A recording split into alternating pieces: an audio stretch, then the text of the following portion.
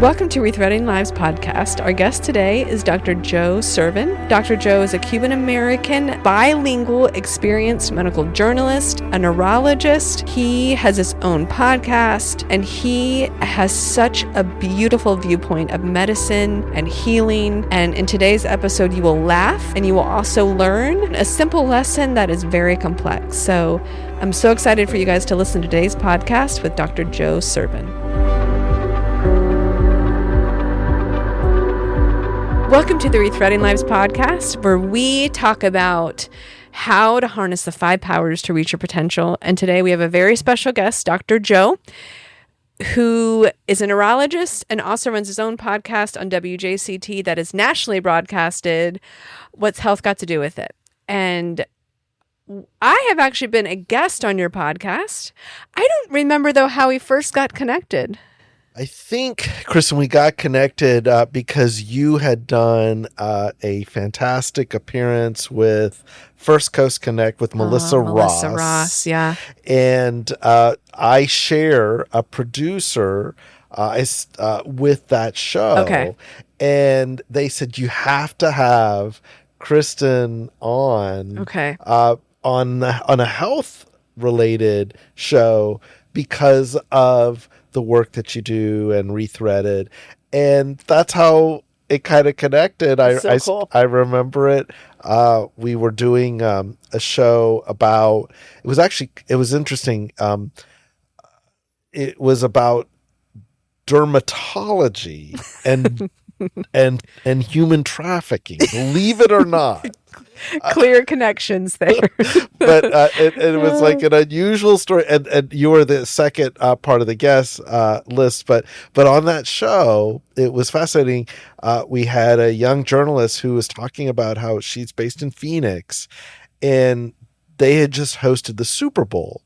And during Super Bowls, there's this huge human trafficking thing that occurs, and how it connected to her, because she was wanting to be a dermatologist, is looking at people who work to eliminate tattoos that are placed on people to brand them to this work, and how these dermatologists go out to try to eliminate and erase this physical brand. I know this, I'm way off topic. No, this is great. This is a great place to start. And that is how I kind of started that whole world of it. And then you brought us into the more hopeful tone, which is what we, not studying the problem, which we know it is, but more, what do you do once you confront it and you see it? But there was an interesting kind of show, and that's how we kind of got started. That's how I ended up meeting you when you were so wonderful to be a guest on our show. And it was so fun. And I mean, that can kind of go into what we're talking about. I mean, the Rethreaded process, which is what this is about, is how do hard things happen to you and you overcome them? And you kind of ask the same question that probably so many people ask in life. This hard thing happened to me. Now, what do I do? And so that's what we've been doing for the past couple years, is harnessing all this wisdom that we watch our women go through these super horrible, hard things. And after years and all this healing, they come out on the other side. Sometimes they will say out loud I am thankful this happened to me because of the person I am today. And it just amazes me. That is truly finding the silver lining in such a very dark situation. I have to admit, I often don't get the opportunity to see when folks get to the other side, not because people don't make it, but because in general in medicine, oftentimes we're there at more in an acute, sudden, like that moment of this is really happening type of situation. I'm not an ER doctor, but I've been around enough over my many decades of practice in the world of neurology where you do encounter a lot of different things. And oftentimes I see things at the front end, which is right in the hospital in an acute setting, as I mentioned, not so much when The end. you don't need to see someone, Yeah. or you get to that point. Yeah, that's why people ask me a lot, like, how can you do this job? And I'm like, they're like, isn't it just so sad every day? And I was like, no, it's inspiring every day. Some of our women's stories I don't even know. I just know that it was hard and they are so happy to be here, and watching them navigate their healing is inspiring every day. So can you walk me back? Can you talk to me, what is your medical background in neurology? Like, what did you still do? Yeah. So I have been a neurologist. God, I don't want to say how long, but let's just say for a long time, many decades. I started out where I started out, my training was in Minnesota, in Minneapolis, and there you did general neurology, and training for neurologists means you do a year of what's called general medicine, and then you do 3 years past that of general neurology, which is stroke, migraine, concussion, tumors, MS, epilepsy, seizures. So did that, then an additional 2 years of training in a very specific area, in seizures, epilepsy, reading, brainwave studies, things of that sort. And that was in Philly. And I stayed in Philly for just a few years after that fellowship. And then I spent the vast majority of my career in Phoenix, Scottsdale at Mayo Clinic. And I still practice. I do some practice over in Phoenix, Scottsdale. I actually commute there. Don't ask me why, Okay. but it's just one of those things that just works because I've been there for so long, and I practice here. And it's just a way of kind of maintaining both locations. Basically, I get to see a lot of patients that have everything from difficult to manage epilepsy to migraines, to whatever the issue may be, to try to help them out. Oftentimes I try to navigate people to get them to, if they need to get to a super specialist. I used to be super specialist in epilepsy. I guess I'll always be that. Yeah. I used to like guide people through a point if they had seizures to see, can we get medications? Are they surgical? Do they need a brain pacemaker? Stuff like that. Cool. But now I'd say I'm more the navigator than the one who is in the throes of this very complicated endpoint, mostly because of timing of my career and other pursuits, like the show that you mentioned. This is how I kind of balance out these different areas. Confession. I right now I'm in the middle of watching a lot of Grey's Anatomy. Oh my I don't goodness. know why. Oh God. I know. I do like it. I mean, the music and narration. Oh, the great. music. It's funny you say that because I have been having those thoughts. I was like, man, this is good music in here. So there's Dr. McDreamy. He's a neurosurgeon. Yes. But a neurologist doesn't you don't go inside. You're testing waves and medicine and external. You're not in there like that, like McDreamy. No, I'm not. Oh, so many things to say to that. But I'll just say I'm not the neurosurgeon who's actually gonna be drilling the hole in the head and doing things of that sort. So no, not in his character, but more the one who gets you to that person. In other words, what's going on? Is this something we can manage with medications?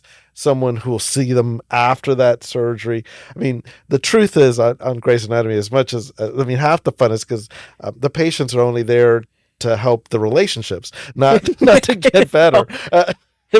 I know. And as soon as the words come out of the surgeon's mouth, this is an easy procedure, that character is going to die. Exactly. It's given. So I get to be the one who sees them and follow up. Okay. And I hear about their procedure, but I did not get to deal with Dr. McDreamy or Meredith or any of the team. I can't believe I know these characters. I love it. but my wife loves that show, so that's my excuse for now. Right Oh now. my gosh. Oh, See, I won't. I've just been having it on the background. I never realized how much it affected the way that I see medicine. I'm also on the board of a hospital here. Okay. And even watching Grey's Anatomy is affecting my and I'm like, oh my gosh, I might need to switch television shows to something a little more realistic about medicine. Well, all I will say is that to kind of dispel anything about Grey's Anatomy, I do remember there was one episode where she did do an emergency burr hole, which is drained Yes. on a plane. Episode. And I remember I have yet, and I fly a lot, seen that occur. But okay. But I found it entertaining. It's totally entertaining. So that's all my line of like, let's get it straight. But I do like the characters, and I do like it. It's fun TV to watch. It's fun TV. I'm not going to disagree with that. It's fun TV. It's ridiculous. So what, in your observations as a doctor, so the Rethreaded process is made up of 5, we call them powers, is deeply knowing your purpose. So this is not your job. This isn't your roles. This is like your inner making. It's almost like you can't help it. Right. That's who you're created to be. You can't, it doesn't change based on your circumstances, just there. Community, which are the people that call out your purpose. They have your back. Time. That's a rough one for me, which is your currency in life to reach your potential, right? It goes away. And once you spend it, you don't get it back. Openness, which is the ability to be honest and vulnerable, and vision. So where am I going? And is the vision so strong that it will help me move through discomfort? So in your medical world, you deal with people that are kind of in hard things. So how do you see, like, what do you see in patients as they navigate this? I think what I see with patients is it varies so much with people from all the individual ones. So when you ask me that question, I'm like, I have pictures of almost different folks in my mind because I'll give them the spectrum. On one, I see those that are just panicked to death and just cannot seem to move forward. I see the opposite end of like, I'll do anything to move forward. And then I always worry about that. And then the middle, which is variations on those two themes of folks who just want to make it to the next day and not thinking about what the ultimate outcome is. My sense of all of this is that it's like, when something's happening to you or you've gone through something, if you've seen someone like me, that means something has occurred.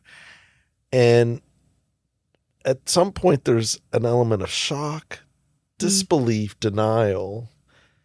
Then you go into this middle of like, why me? And then there's this element of like, how do I get out of this? Like that sense of acceptance. It's almost like those Kubler-Ross stages of like, when you're told about a death and you get to the place of acceptance.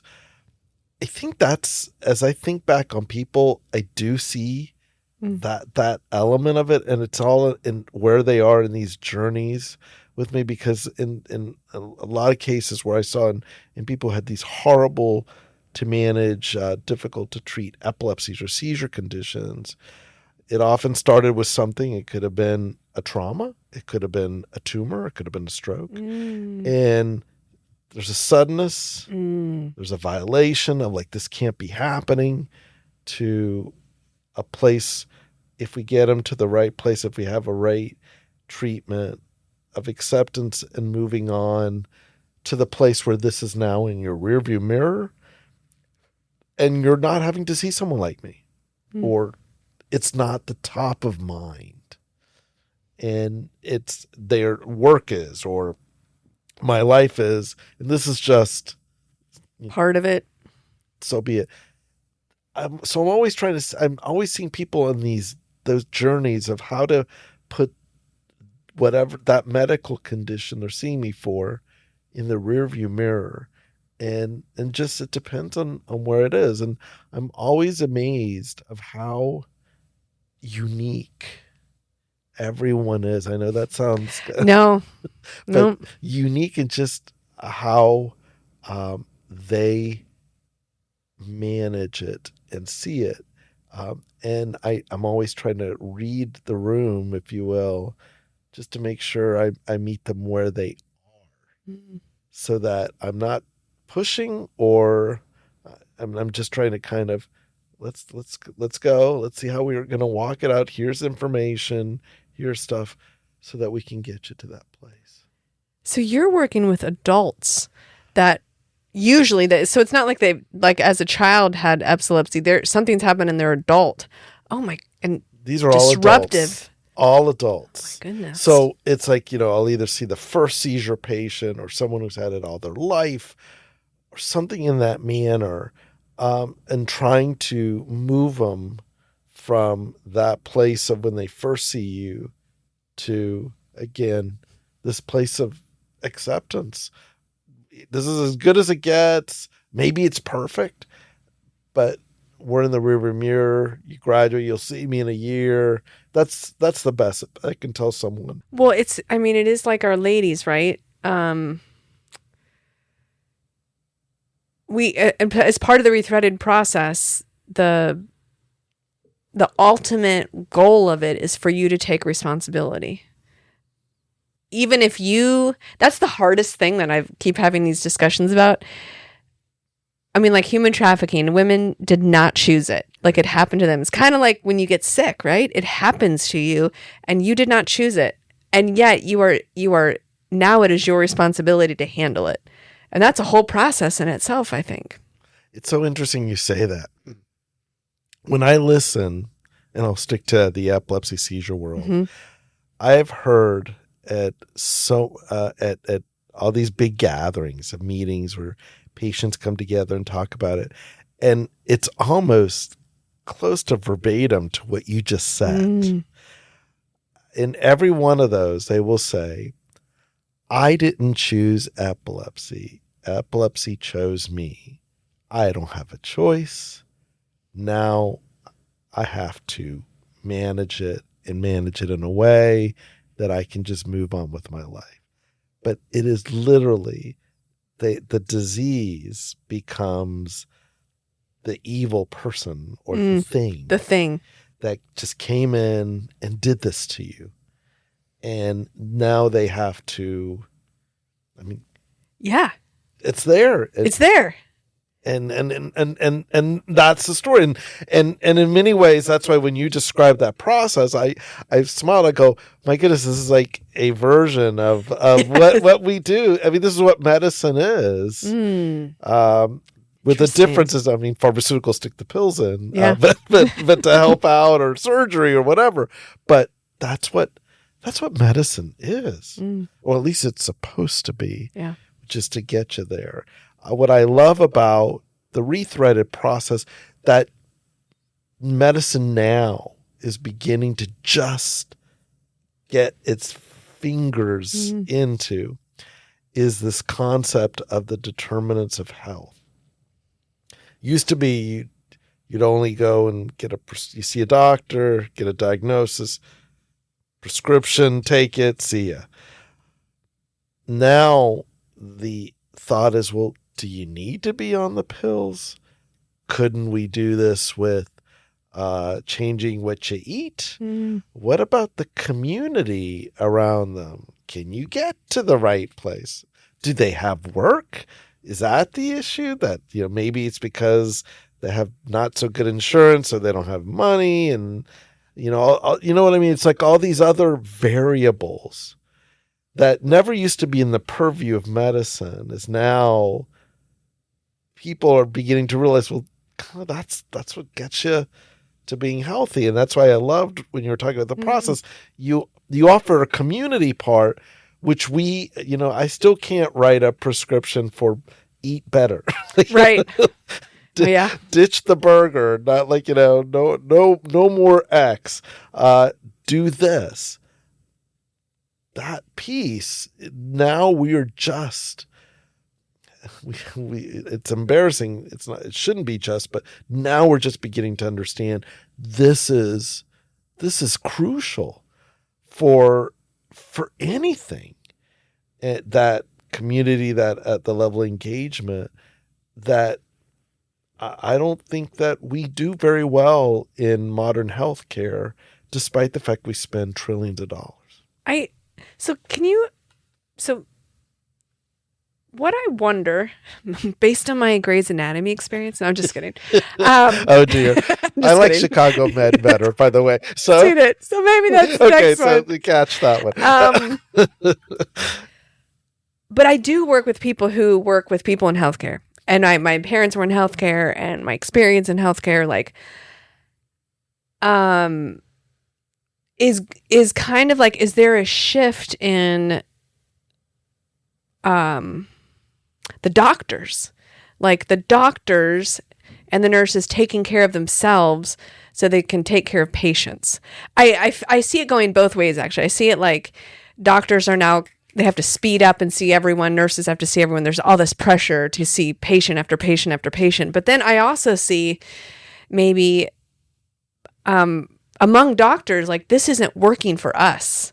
And maybe is that part of the shift that's happening? Like, I lost my purpose. All I'm doing is working.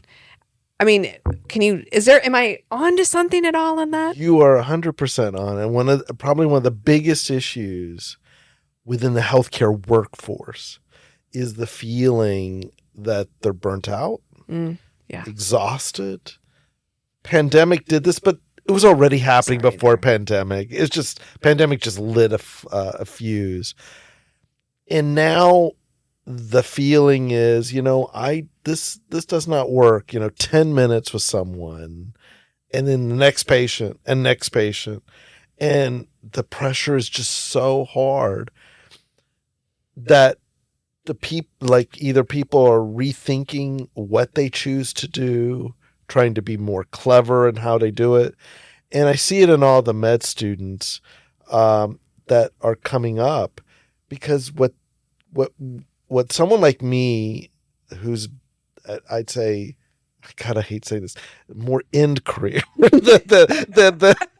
because I hate that word, but I'll say it here to you, my friend. More end career on the medical front versus the beginning. When I was in med school, I hate that starting that.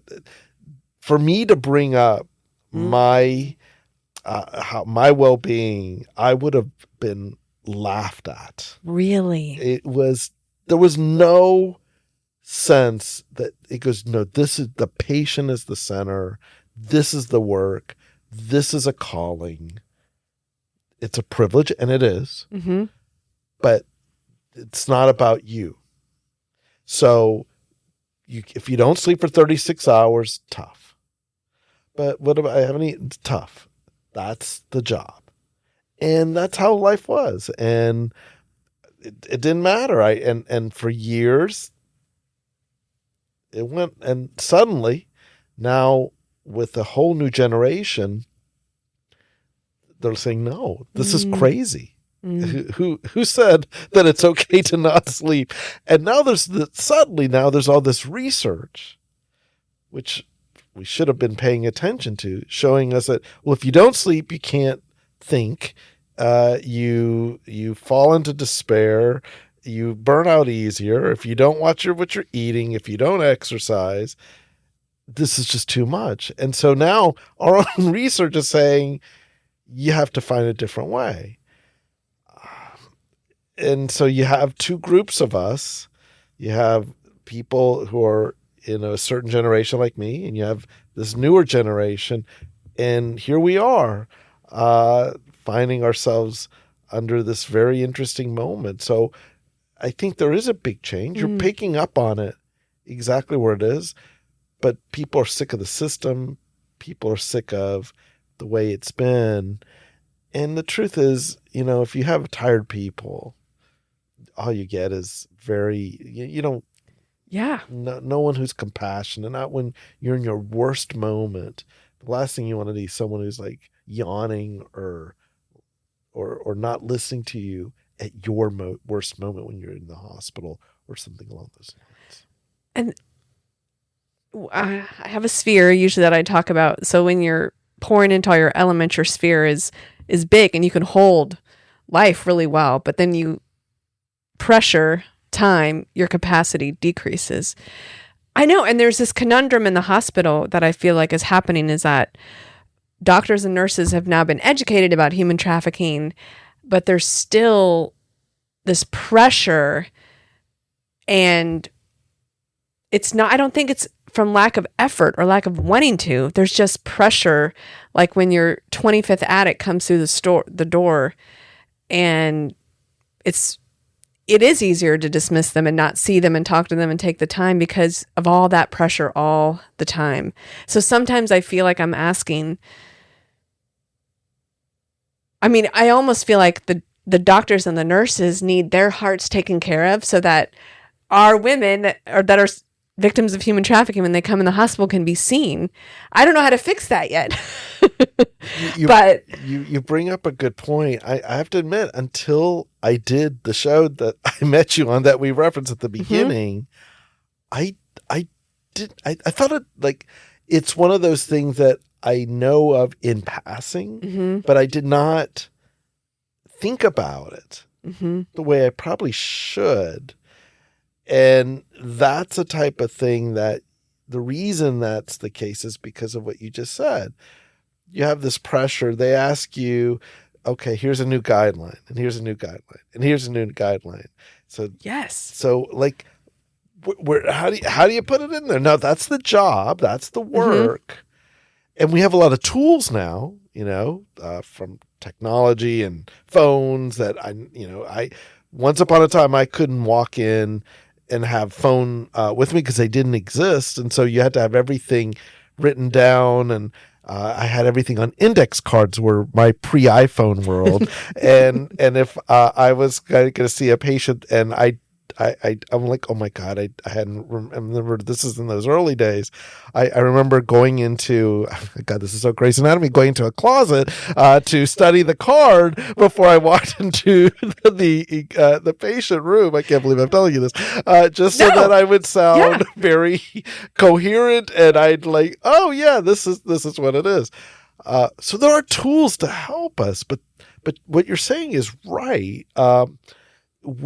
There's so much out there, and this is an issue. This is a huge, important issue, but it competes with everything else. And so, and yet this is a vulnerable situation, and it's hard to kind of, how do you put the signal around it to help? But yeah, people who are feeling okay when they're working, that's you want them to be in tip-top shape. Yeah, because their job is what a doctor holds is hard. I've never been in that position, so I don't fully understand.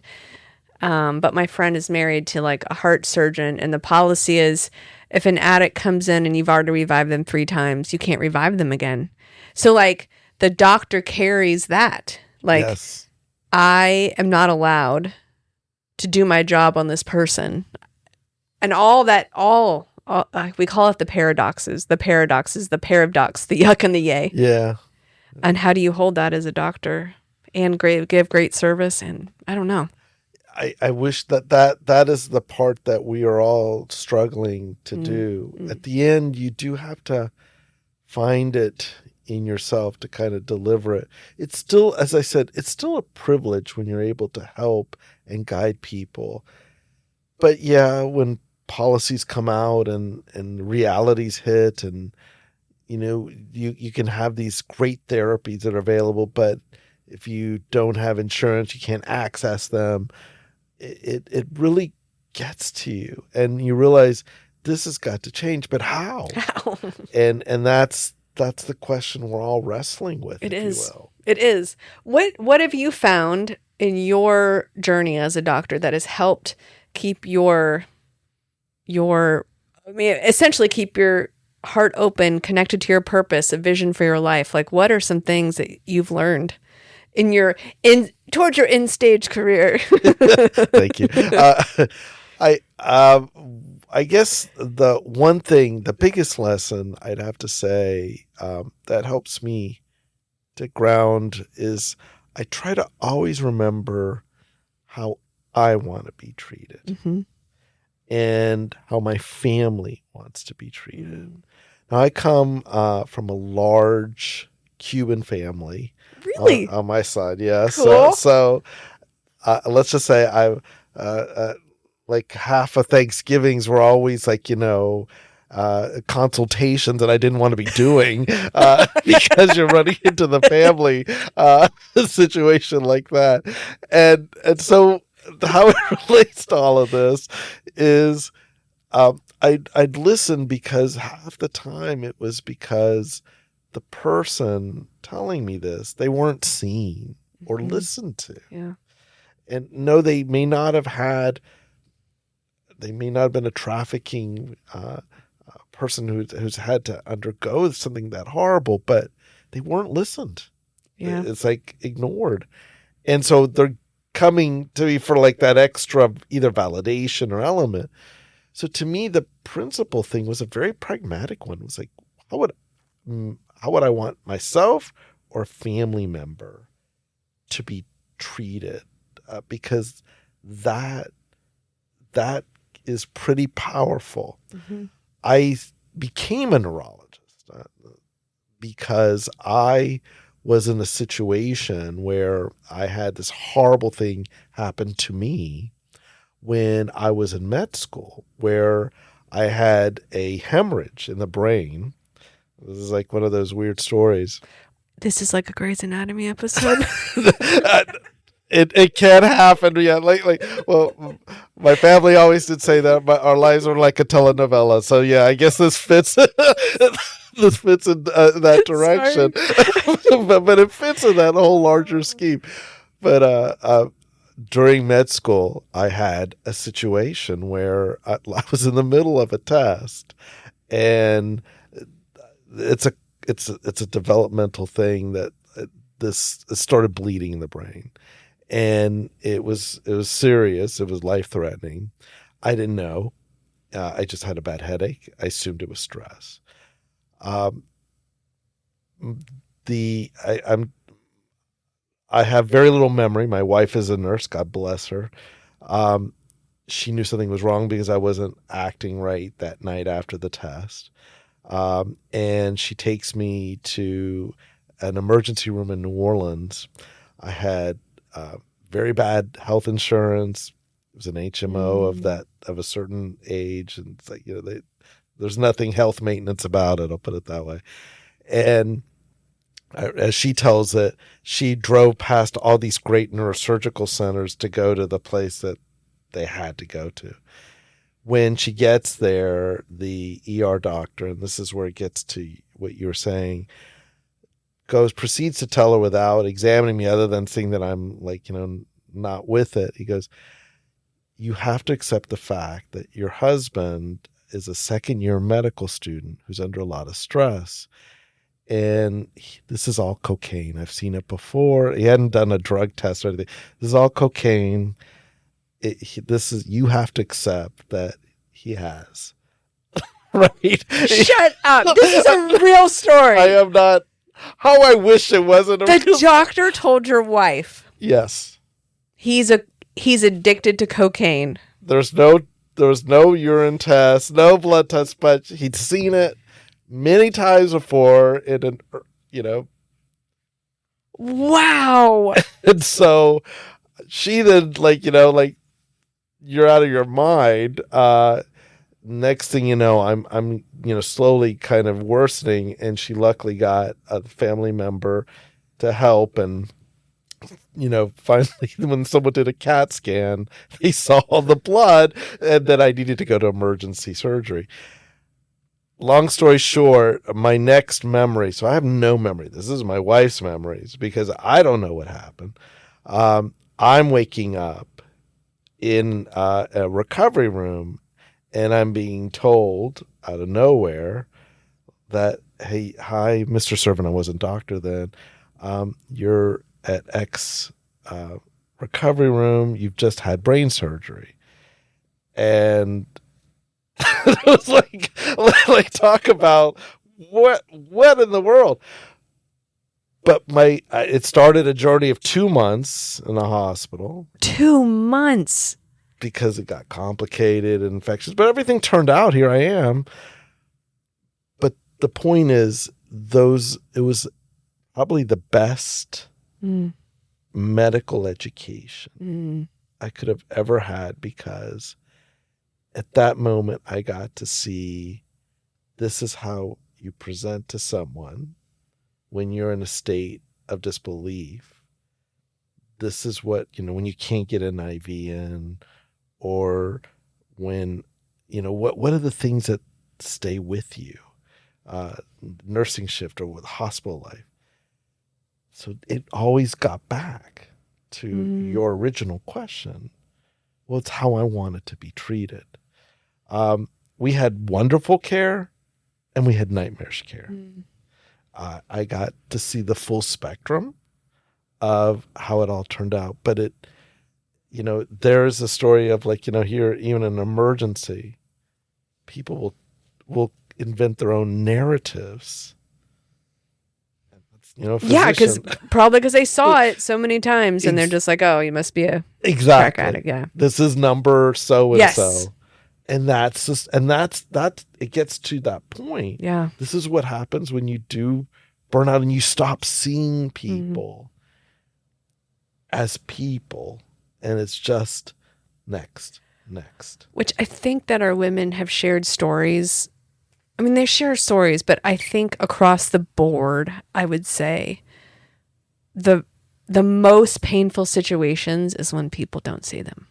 Like, we had this conversation about what would you want the police to say or the hospital person to say, and they're like, I want them to ask my name and about my kids and see me and see through all my circumstances. And yeah, it's what we all want, right? That's all. Your name, just to kind of be acknowledged. Yes. For whatever it is that's happened.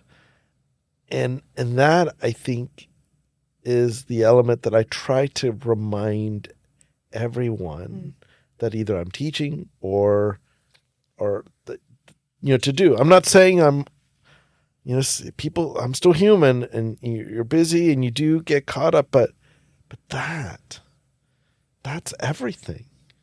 It's everything. Because to me, I still remember the touch or the look, just a certain element of how people presented. And I also remember, when someone, I remember there was one person, I begged my wife, please don't get her assigned to me, for nursing, because I remember she says, because I was a very difficult to put in IV stick. And I remember, I could eat that night because she goes, oh, I'm glad to have you, but I'm going to get that IV in. And I was like, I remember when she walked out, I turned around, I was like, dear God, I won't survive. Do you know how painful that is? Anyway. That's the type of stuff you just want to get through right there. Well, I mean, some of our women's, I'm thinking of this one woman in particular, she said her worst experience was in an emergency room in a hospital from a nurse. Yeah. Just, but it goes back to the same thing. There's no blame on that nurse, but it's, yeah, the way she was treated was vile. And that's, our system, how do we create a medical system that everyone is seen, right? You can't see other people if you're not seen. It's very hard to do. If you had to put it in a policy way or a teaching way, is how do you teach or pick people who are empathetic? Who are empathetic. And everything you just described is the lack of it. Or in the positive cases, like, tons of it. There are some places, especially now, all these schools, from nursing school to PA, nurse practitioner, med school, they're so hyper competitive. The key for these admissions groups to kind of, as we get, and this does not matter what program you go to, they're all that competitive these days, isn't so much about the book smart, because that's what people tend to choose. But what about the people smart? That their empathy, that they will listen, that they will care, as opposed to be able to recite, the 20 symptoms of PTSD or trauma or concussion. I can, sadly, ChatGPT can do that for me now. That's so true. You don't have to be in the closet anymore. Exactly. The value remembered. Yes, that's right. I would have loved it at that point. But still looking someone in the eye and saying, I'm going to help you. I'm going to try to, see what we can do. That's the key. And it's either that could be taught, but you also have to be open to it. And that's, I think, is going to be where we look as our next generation of students and practitioners. How do you bring that humanity back? I find it hopeful, because what I keep seeing from the newest generations of students of all health professionals is how they want to do this. They want to help. They want to change. They do want to do that. The big question is, how do you work it against the system and its pressures and its approaches? And that's what has to adjust, if you will. So I get to train a group of medical residents at the end of this month. Oh, cool. So what's your advice to teach them as they're going through this? I'd want to make sure, my advice is assess or get a sense of the listening skills, of just trying to find ways to either listen or empathize, and to really try to find that thing that connects them. For me, as I said, it was a personal experience, either family or myself, that connected me to this larger scale, and still does. I think that's what has to happen, because until we have robots that replace the entire healthcare system and all that, it's still people, and that way people will still respond to how they connect to this. It's your grandmother, your sister, your brother, your mom. Those are the things that just remind us we're all in it. That's the simplest way. And that's how we've been even teaching it. I mean, that's how we teach on human trafficking, is this is in your neighborhood. It's to our moms, our sisters. It doesn't discriminate. It doesn't, to get people to move in empathy. That would be my best advice. And just as you're listening to them or talking to them, I always try to do is try to picture these people, not when they're seeing you in class at that moment or whatever teaching, but pretend it's 2 a.m. And because that's when you always run into everyone. Something about 2 a.m. in the emergency room. There's something magical. There is. Nothing good happens after midnight, because they all end up in the emergency room too. So you want to say it's 2 a.m. Can this person talk to me in a nice, gentle way? That's the ultimate test. But if they can't do it when it's 2 p.m. and they're yawning, 2 a.m. is going to be a bigger problem. It's going to be a problem. But that's when everything happens. In all seriousness, it never seems to occur on normal hours. That is true. What in your who like has kind of has anyone modeled this for you? I would say I've had the honor and privilege of working in a lot of different hospitals across the U.S. over my training, and there was always someone at any of these hospitals that you would just be like, that's who I want to see. That's who I want to be, or that's what I see. I can't say there's one, but I would say I've met so many that have they just know how to do it. Listen, see you, respond, the approach. And I've just tried to take what I see in those moments when I had the opportunity to work with them or colleagues that I see, and just, can I do that? Can I be that person? Or take that habit or use that phrase or use that question to learn how to get to that truth for that person. That's how I kind of view it. I haven't had one person that sticks out to me because I think I've had so many different locations. Which is so good. I'm actually more hopeful and optimistic because they exist everywhere. There wasn't a place that they didn't exist, even in the craziest of environments. I would just see like some even when you were on crack cocaine in the hospital. According to the erroneous diagnosis, I might add. But yes, there were good people at that hospital. I don't want to talk about that person, but because that doesn't count. But there were others. Everywhere there's good. There was others, and that's the positive. You can find them anywhere. It's just, I mean, most people in medicine, they do want to do well. They want to do good, but you hit on something. Yeah. It's just like, are they in the right place to be able to execute at their best? Yeah.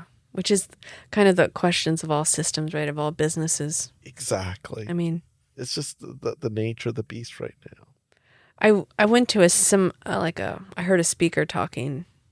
I mean, I'm on the board of the hospital, like I was saying. So it's amazing what I'm learning, just the complexity of healthcare. And the speaker was talking and he said, he kind of summed up healthcare because he kind of summed up Rethreaded too. He's like, it is the system that has to be systemized, but serves individuals.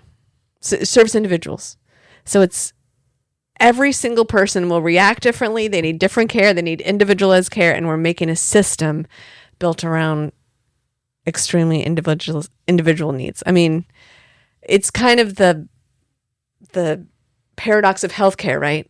Exactly. I mean, that's actually well put, because that is true. You do want to have that individualized vibe, but you have to do it within that constraint. I mean, there are appointments, there are hours, there's assignments, and there's financial that you have to have money to provide healthcare, and I mean, it is just. It's something, you know, for all the stuff that we talk about the American healthcare system, and I know there clearly are problems with access and stuff, but there are problems in so many others. I always think I had the pleasure of being in the UK, not to work, but to visit. They have a great system where you don't have to have insurance and everyone gets cared for and things of that sort.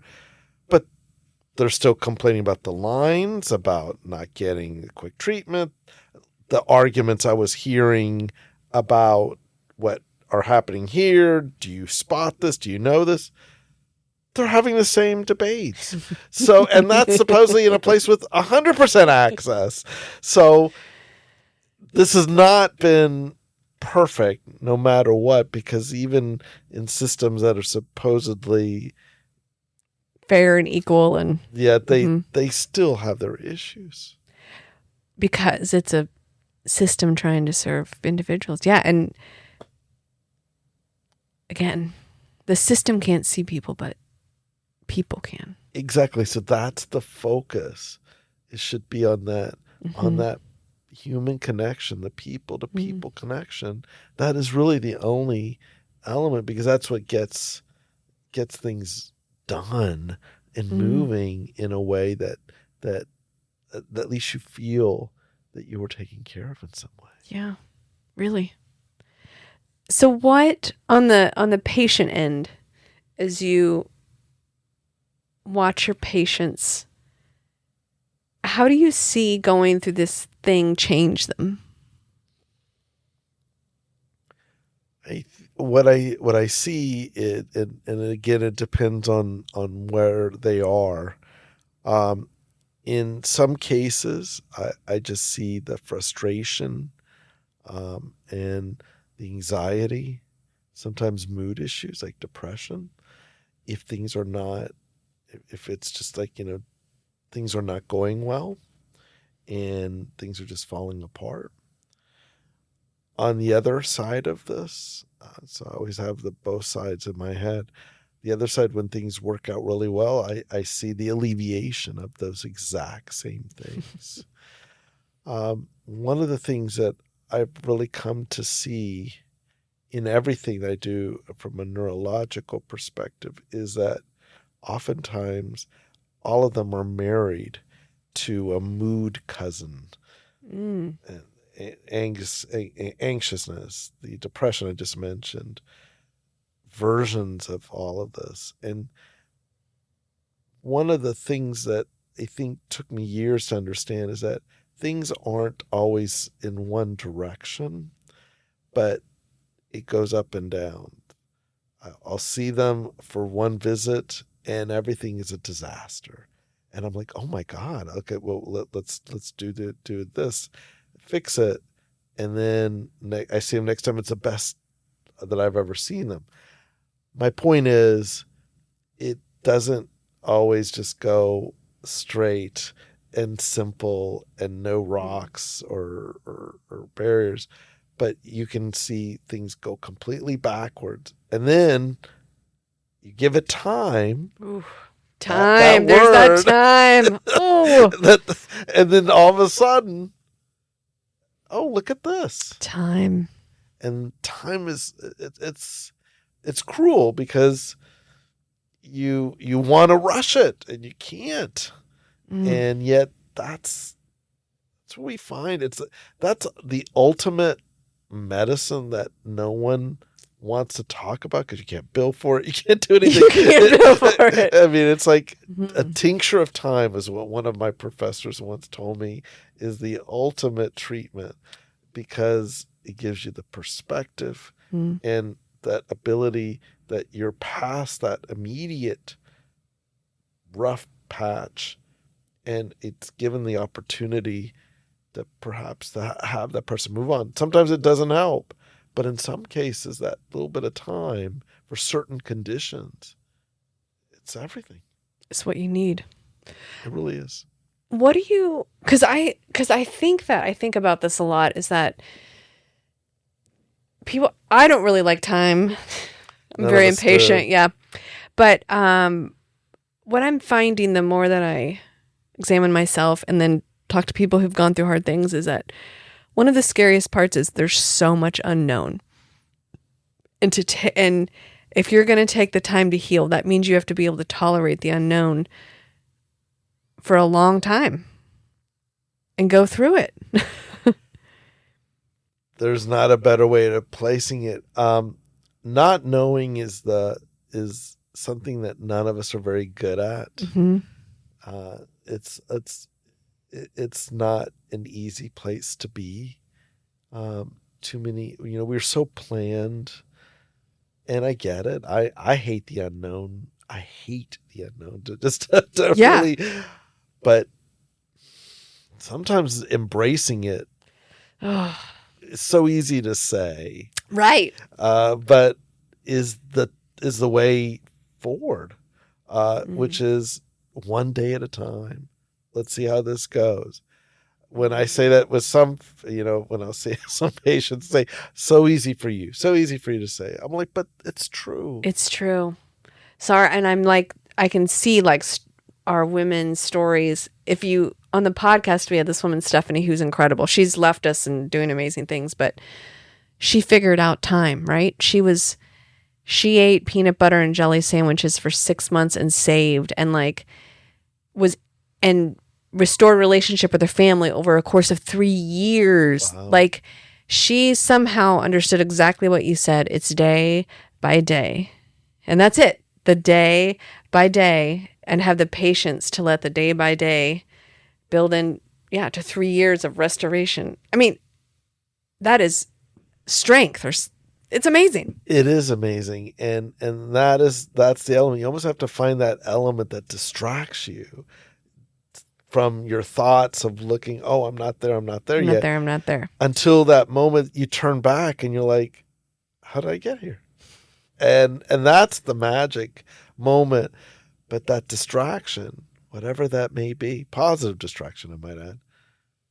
So that's where you have to be there. What is it for you? Like, how are you able to find the patience to let your patients? I mean, I would assume it as a doctor too.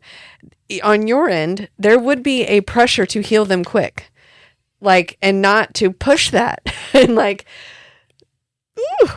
Yeah. I guess I struggle with that as like a leader in the organization. I just kind of want to push them through the healing but you can't. You can't. And those are where the days get frustrating, because I'm like, I don't want to be the one who's like, why aren't you choosing to do this? Do this, because then you lose them. I don't know where. I think the strength in those moments is knowing that they will, when they're ready, like there's something in the back of my mind that always says, when they're ready, they'll be ready. Mm. Keep voicing it. It's like when the rhythms or the patterns of something. I think I recognize this. Let's just keep going. I'm not saying it's easy all the time, but it can be very frustrating when you leave for the day. You're like, did I do anything today? I mean, that there was this book. I interviewed an author of an ER doctor. It just hit me on that. And he had a game. It's a very darkish game, but he had a game when he was on shift for the emergency room that he and the med student and a resident would play. And the issue would be puppy dog or ER. And the idea was that for each medical problem, what was actually going to be more impactful for the patient? Oh. A puppy dog or seeing the ER doctor? Oh. And it was very disturbing to find that sometimes puppy dog won, even though you had this incredible shift and you had done all these things, but the puppy dog probably would have been better for a moment of peace, bliss, as opposed to all that we do. Ooh. But it told me... It's a great thing to ask. Right? I mean, it's like, which of this, because it's like, do you need the look, the soulful look, the compassion, that moment of wonder, like you feel the feeling when you see the little puppy. The little puppy. Versus, I'm going to intubate you. I'm going to do all this stuff. Fix you. Right. And that's very, it's like, it's hard. So and that's the healthcare system. That anecdote never, I mean, I do a lot of these book interviews. That one never left me. Wow. Because I thought, he's right. I mean, sometimes because he was talking about how they had done all this stuff to save lives. At the end, they prolonged these very difficult situations which weren't going anywhere. But in some cases, maybe a different thing is needed. And I think is the art of knowing which one is which. So true. But I never do that. Puppy dog versus a medic. I mean, when you can see me, you're not. I'm not pulling out a dog. Just right to say that you're gonna feel fine. So I'm not a huckster that way. Every time you don't know what to do, you're like, here. I mean, I'd love to do that. That sounds very Grey's Anatomy, right? Puppy. but so I may not do very well. I feel like that advice though can go into parenting, Yes. into being a boss. Does the person in front of you need a puppy dog right now, or do they need to be fixed? That is some good. I'm a dog person, so I'm going to pick that puppy dog most of the time. But in reality, it just gets us back. What is it? Do you need the science, or do you need that moment of just wonderment or connection or just acceptance with someone who's going to just take you as you? And I think that's what they were trying to say. Yeah, that's what we need more of. That's what we need more of, and it goes. I mean, at Rethreaded, we're talking about human trafficking is just a symptom of disconnection. It's not. We're not gonna.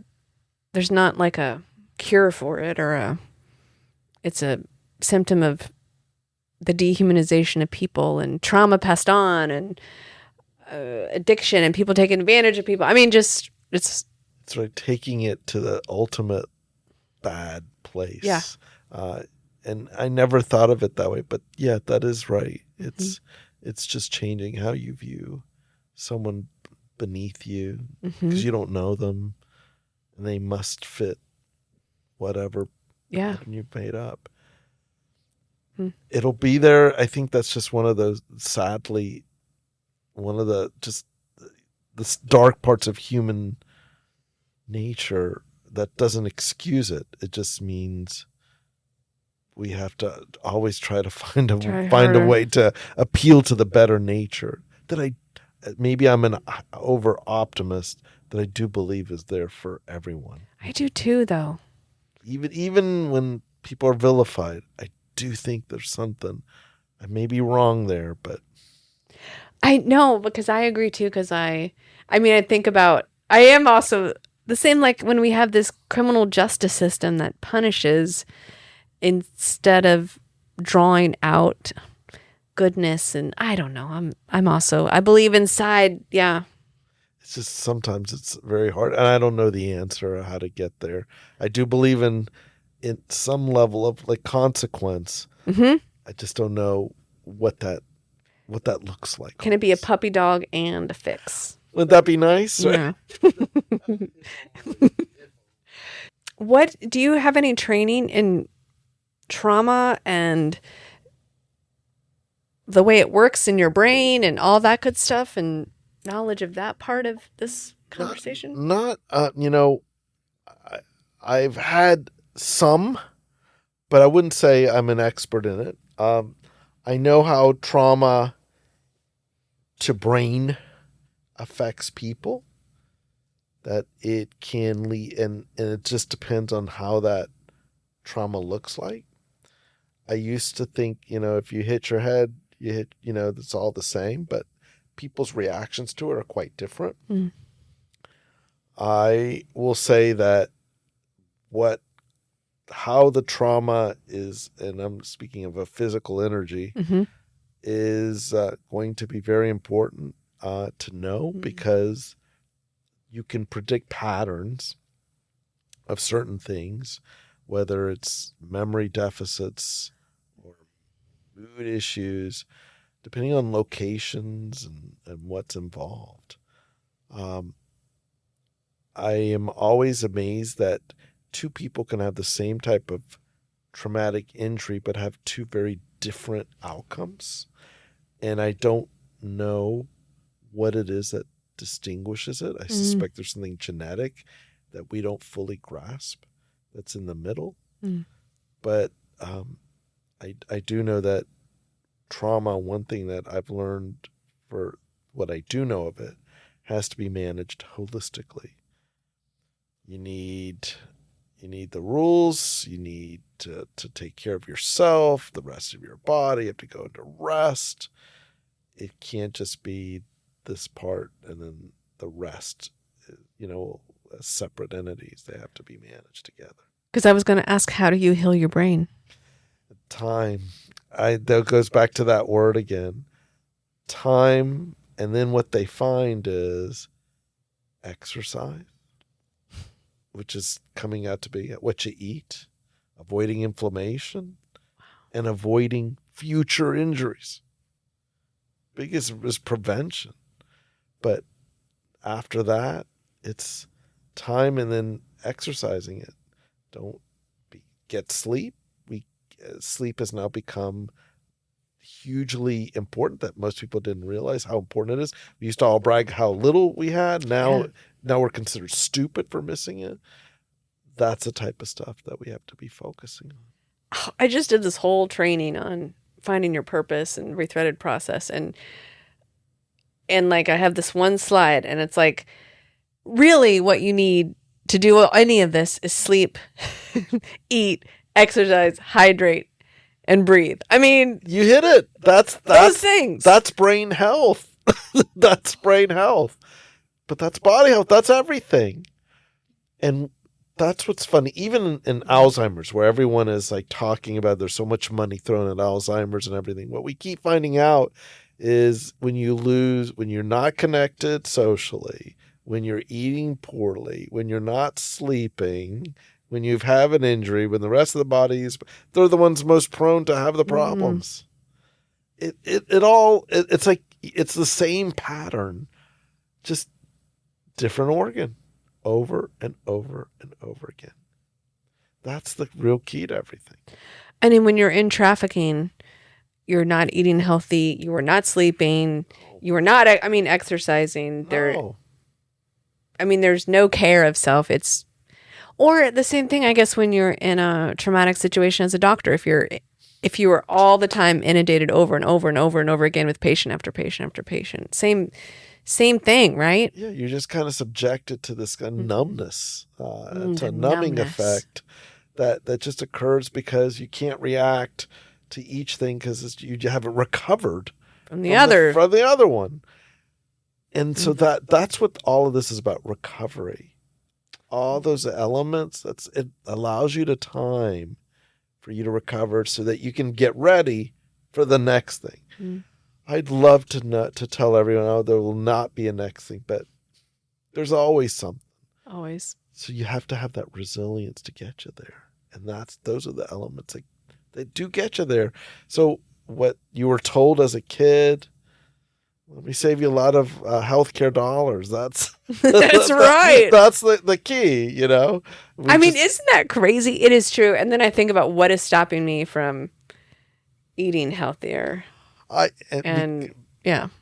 with you. It's like passing that deli or the Whataburger or and just fill in the blank. Yes. Sometimes I see that, I'm always amazed when, not to bring out like a specific product, but when I see Chick-fil-A and I see that it's 17 cards deep, and I'm like, really? There's some healthy options on that menu, but do I get the healthy options?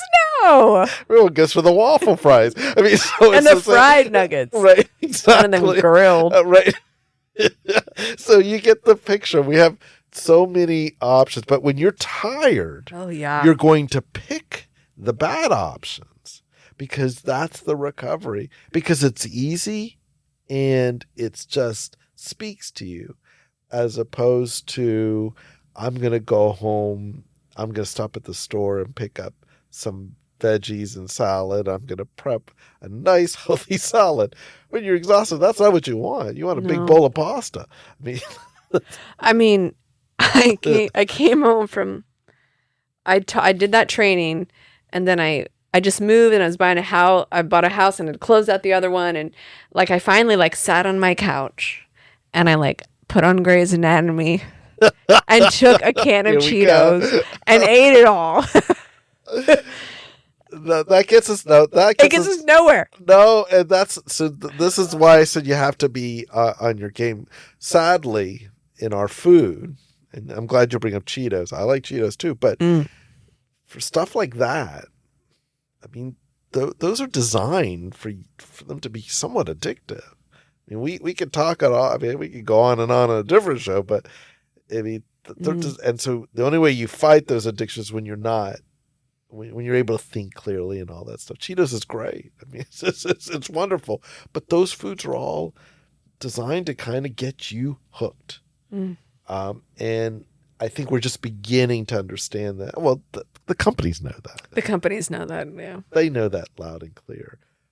But it's how you make those choices. That's what we have to, because there's so many pitfalls these days. And it just builds on each other, right? I mean, it really does. A woman coming out of trauma, yeah. Gloria, our program director, she started to learn more and more about trauma, whatever. And like one of the big things is we're chronically hydrated in our culture. And so we had women coming out of severe complex trauma drinking coffee or energy drinks, sometimes 3 or 4 energy drinks a day, and having zero capacity.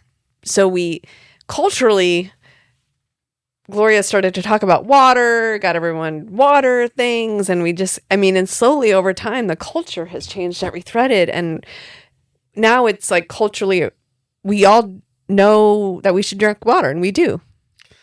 That's a good thing. Yeah. That's community that's getting the right decision. I won't even start. Energy drinks are just, I think, just a big no-no. Because it's just, what happens that they're so. It's very stimulating. It's very. They are loaded with caffeine and other products that are just there to speed you up. Speed you up in a way that is, it may build up that energy burst like sugar, which, by the way, most of them are high sugar, and then that sugar fall, that crash that occurs after you've had a big burst of sugar. That's pretty harsh. So, sure, you can get the energy break, but at a cost of, trying to recover from it. And there are, it speeds up your heart, blood pressure goes up. I mean, anything that your behavior starts, you think in a way that's not always so clear, but more like, what's going, like kind of like that in almost panicky hyper-vigilant almost. Exactly. And it's very hard to get out of that loop. I know people do it because they think they're going to do better on a test and stuff. Okay, I'll give you that. But ultimately, that's not sustainable. It just isn't. And you run into a lot of problems with it. Because it's the opposite that will make it better. It's eating the good food, making sure you get enough sleep so you can study. I mean, it's all opposite of what we do to ourselves. It's just we've had it ingrained. And it's funny how simple it is. And not that simple, but the answers are simple, right? The answers are always simple. It's just that moment-to-moment choice.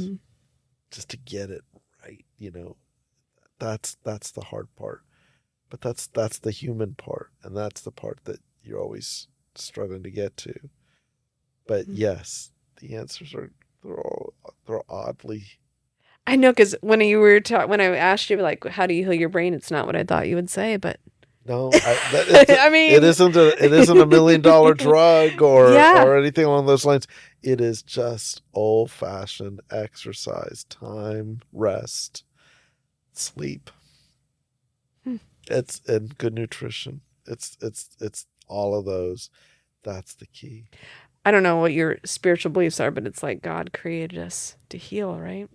Yeah, I am a believer, and I will say yes, that is the way that it's intended. Whether we choose to follow it is a different story. It is, because it's so easy to be distracted and on my phone or watching Grey's Anatomy, eating Cheetos. Sounds lovely, though. I mean, there was a little bit of joy in it. I mean, I'm not going to lie. There are some positives. I hear you, but that's where we're at. Oh, but then I had the worst stomach ache, and I had to go back out into the world, and I was like, "There you go, there you go." You see? Yeah.